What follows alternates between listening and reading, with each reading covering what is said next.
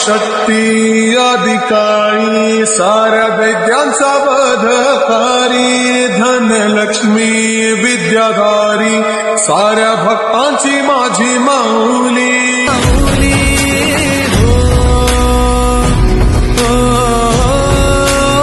आई अंबेचा उदो माझ्या माऊलीचा उदो अंबा भवानी आईचा उदो माझ्या माऊलीचा उदो आई अंबेचा उदो